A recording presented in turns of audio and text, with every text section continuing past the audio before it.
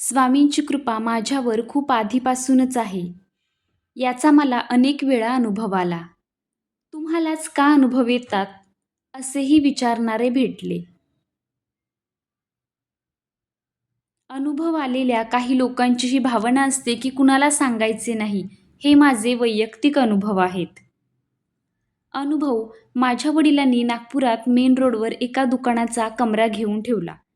जेणेकरून माझ्या 2 मुलांपैकी कुणाला व्यवसाय करायचा असेल, तर कामात येईल. या भावनेतून पण त्यावेळेस आम्ही दोघेही भाऊ लहान असल्याने तो कमरा किरायाने एका व्यक्तीला भाड्याने दिला. जेव्हा मला गरज राहील तेव्हा तो कमरा खाली करून देईल. या बोलीवर बराच काळ गेला. माझे संगणक विषयात शिक्षण पूर्ण झाले. पण नोकरीच्या संधी सर्व बाहेरूनच यायच्या. वडिलांची इच्छा होत नव्हती बाहेर पाठवायचे. आजच्यासारखी त्यावेळेस मनस्थिती नव्हती राहत.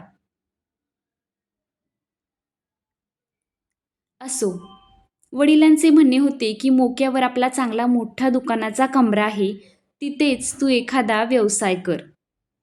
मग आमचे ठरले त्याप्रमाणे बाबा त्या व्यक्तीला बोलले की आम्हाला आता गरज आहे, तुम्ही कमरा खाली करून घ्या. त्या व्यक्तीने तिथे दातांचा दवाखाना टाकला होता. परंतु तो व्यक्ती पूर्णपणे बदलला आणि खाली करायचे 1,00,000 मला द्या, मग मी खाली करतो, नाहीतर खुशाल कोर्टात जा, अशी धमकी देऊ लागला.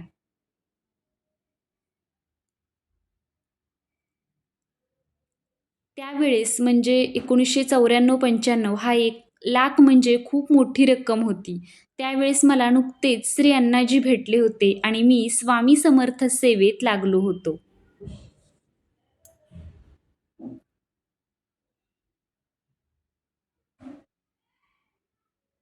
स्वामींचे नागपुरात मोठे मंदिर व्हावे याकरिता आमची धडपड सुरू होती. नागपुरात बेसा येथे स्वामींचे मोठे मंदिर झाले आहे, यामागे हेच अण्णाजी यांचीच प्रेरणा आहे. माझा प्रॉब्लेम मी श्री अण्णाजी यांना सांगितला. ते म्हणाले की तू नामस्मरण करीत राहा आणि रोज सकाळी हनुमानाचे दर्शन घे. पण लक्षात ठेव, वेळ एकच ठेवायची, ती कधीच टळली नाही पाहिजे.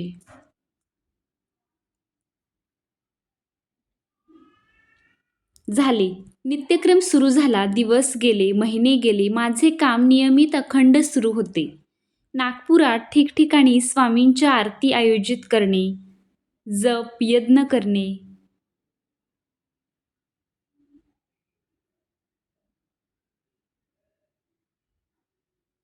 स्वामींचे फोटो प्रिंट करून विकणे, या माध्यमातून मंदिराकरता देणगी गोळा करणे सुरू होते.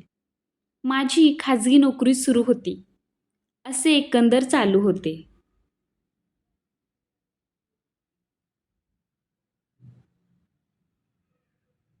माझा भाडेकरू त्रास देतच होता. त्याचे प्रचंड मानसिक दडपण होते.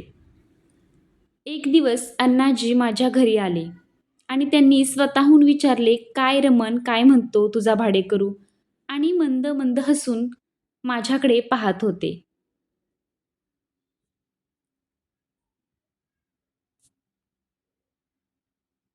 अचानकपणे मला काय झाले, माझे स्वतःवर नियंत्रण नाही राहिले.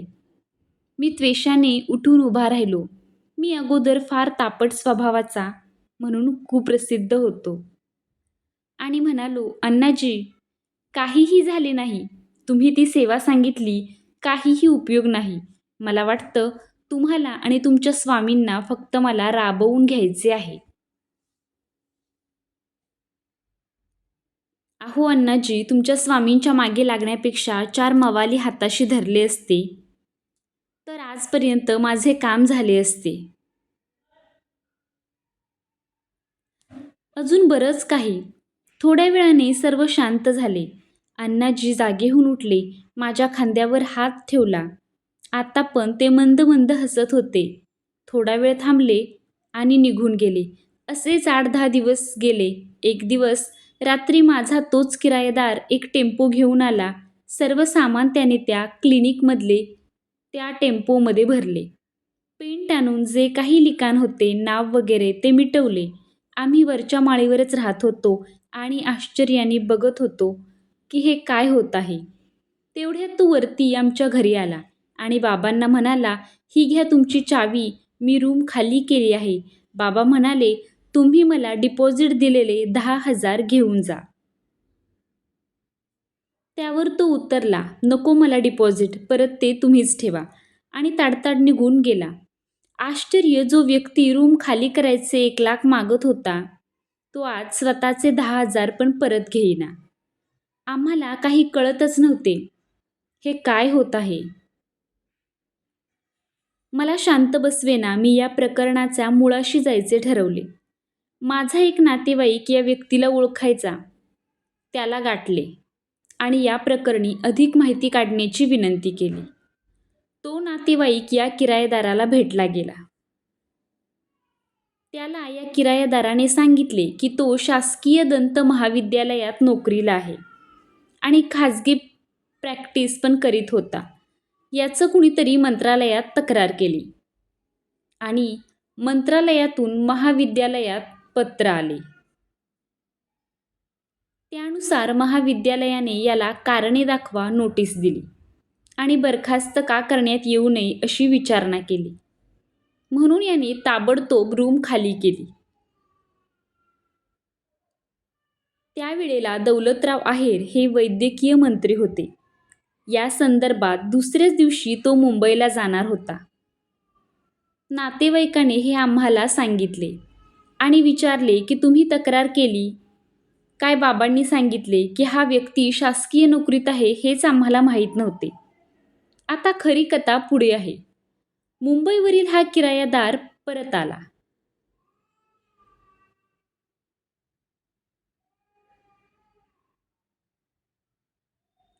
आणि एक दिवस सहज माझ्या नातेवाईकाला रस्त्यावर भेटला.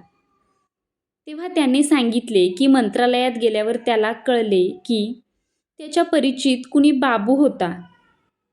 त्याने सांगितले, एक म्हातारे गृहस्थ आले होते. त्यांनी सरळ मंत्रींकडे जाऊन तुमची लेखी तक्रार केली होती आणि त्या तक्रारीवर माननीय मंत्र्यांनी चौकशीचे आदेश दिले. मग याने विचारले की त्या गृहस्थांचे नाव सांगू शकता काय?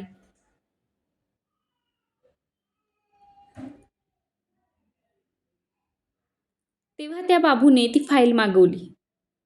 आश्चर्य, फाईलमध्ये सर्व कागदपत्रे व्यवस्थित, पण तक्रार तेवढी गायब. त्या बाबूने वर्णन केले ते असे की म्हातारा गृहस्थ, पांढरा सदरा, पांढरे धोतर, डोक्यावर टक्कल, उंच आणि मजबूत शरीर. वरून बाबू हे सुद्धा बोलला की रोज इथे हजारो लोक येतात, पण हा माणूस कसा काय माझ्या लक्षात राहिला, देव जाणे. आणि मुख्य म्हणजे हा डायरेक्ट साहेबांच्या केबिनमध्ये गेला. मग मला साहेबांनी बोलावून घेतले. किरायादाराने विचारले की तुम्ही तर माझ्या घरमालकाचे नातेवाईक, तुम्ही अशा कुठल्या नातेवाईक किंवा परिचिताला ओळखता काय? खरं सांगायचं म्हणजे असे कुठलेही व्यक्तिमत्व आमच्या कुटुंबात नाही. ते कोण होते आता हे मी सांगायची गरज नाही.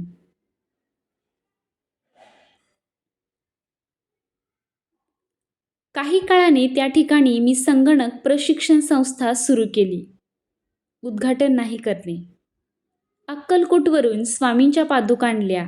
श्री अण्णाजी कवीश्वर यांनी माझ्याकडून त्या ठिकाणी पूजन करून घेतले आणि मी व्यवसाय सुरू केला. श्री स्वामी समर्थ. व्हिडिओ आवडल्यास व्हिडिओला लाईक करा, शेअर करा आणि सबस्क्राईब करा. आणि तुमचा असा कोणता अनुभव असेल तर कमेंटमध्ये सांगायला विसरू नका.